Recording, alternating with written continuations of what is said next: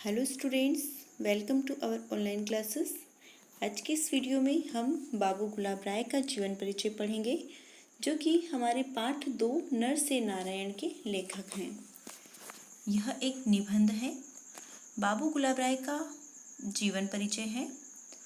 हिंदी के प्रसिद्ध समालोचक एवं निबंधकार बाबू गुलाब राय का जन्म इटावा उत्तर प्रदेश में सन 1888 ईस्वी में हुआ था।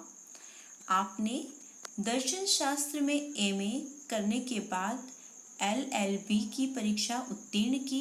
तत्पश्चात आगरा विश्वविद्यालय ने डीलिट की उपाधि से आपको विभूषित किया। आप छतरपुर नरेश के व्यक्तित्व सचिव थे रहे।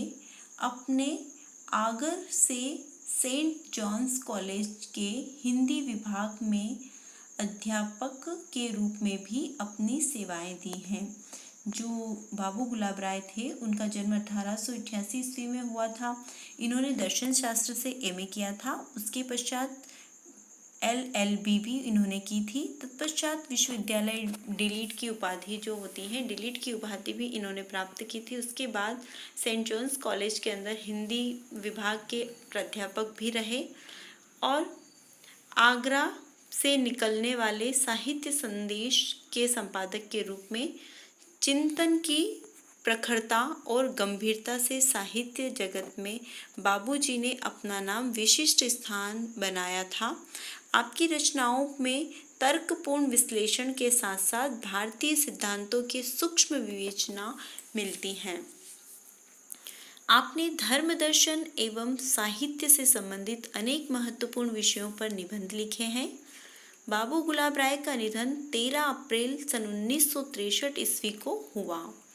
काव्य शास्त्र सिद्धांत और अध्ययन, काव्य के रूप, हिंदी काव्य विमर्श जैसी आलोचनात्मक कृतियां एवं ठलुआ क्लब, मेरी असफलताएं, कुछ उथले कुछ गहरे आदि आपके प्रसिद्ध निबंध संग्रह हैं।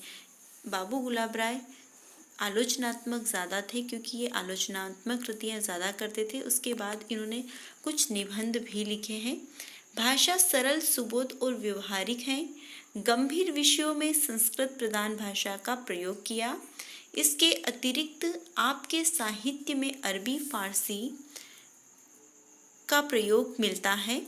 मुहावरों और कहावतों के सटीक प्रयोग करने में आप सिद्धस्त हैं। मुहावरे जो होते हैं, कहावतें होती हैं, उनका बहुत ही अच्छे से यह प्रयोग किया करते थे।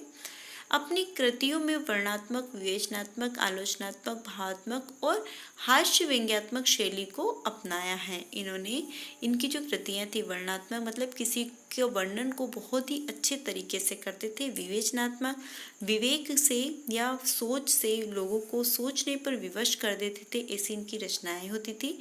आलोचनात्मक, दूसरों की रचनाएं जो होती थी उसमें अगर किसी चीज़ों की कमी है तो उसके ऊपर आलोचनाएं करते थे। भावात्मक, भावों को लेकर, हास्य व्यंग्यात्मक और हास्य हंसी मजाक वाले भी इनकी शैलियाँ हुआ करती थीं।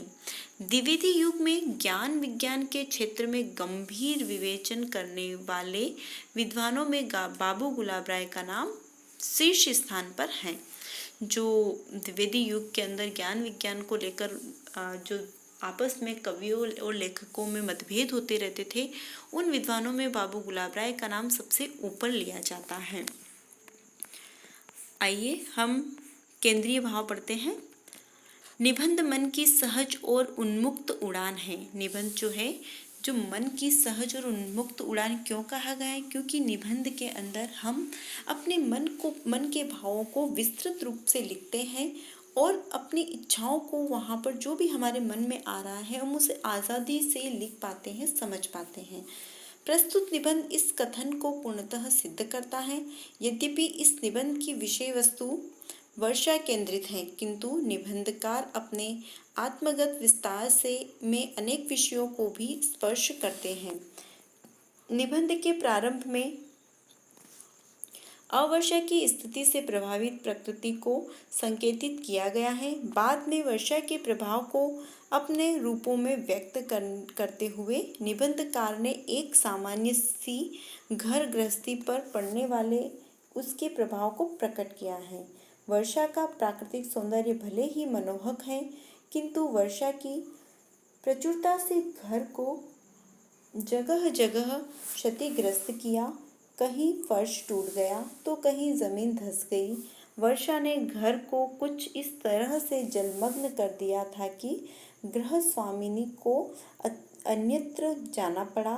फिर भी वर्षा के ये कष्ट इसीलिए वरदान तुल्य थे कि वर्षा से ही जीवन का विकास होता है। इस पूरे निबंध में वर्षा से संबंधित जब कभी वर्षा नहीं होती है तो बहुत परेशानियों का सामना करना पड़ता है, परंतु जब अतिवृष्टि हो जाती है, वर्षा थोड़ी ज़्यादा हो जाती है, तो किस प्रकार एक सामान्य गृहस्थी परिवार को अपने जीवन में कठिनाइयाँ उठानी पड़ती हैं, किस प्रकार वो अपने इस कठिनाइयों का सामना करते हैं, उन सभी को इस निबंध के अंदर चित्रित किया गया है। निबंधकार ने अपने आप को नारायण के रूप में ही इस वर्षा के बीच में अनुभव किया। नारायण वह है जो जल में निवास करता है। नारायण पोषण करने वाला है। वर्षा का जल सृष्टि का पोषण करता है। यह निबंध ललित निबंध की कोटि का है। अनेक कवियों की प्रसिद्ध उक्तियों का प्रयोग करते हुए निबंधकार ने अपने अर्थ अपने अनुकूल करने का चमत्कार भी प्रकट किया है। निबंधकार ने व्यंग के लिए भी अवसर निकाला है। ललित शैली में रचा गया यह निबंध उद्धरण आधारित अपनी प्रस्तुति में आकर्षक है। इस निबंध के अंदर निबंधकार ने क्या किया, अनेक कवियों की जो उक्तियाँ होती हैं, उनकी जो बातें हैं, उनको भी एक व्यंग के तौर पर प्रयोग की हैं और उस प्रकार से उन्होंने ललित निबंध शैली को आकर्षण बनाया है। आज की इस वीडियो में बस इतना ही। अगले वीडियो में हम अपना पाठ पढ़ेंगे नर से नारायण तक। Thank you.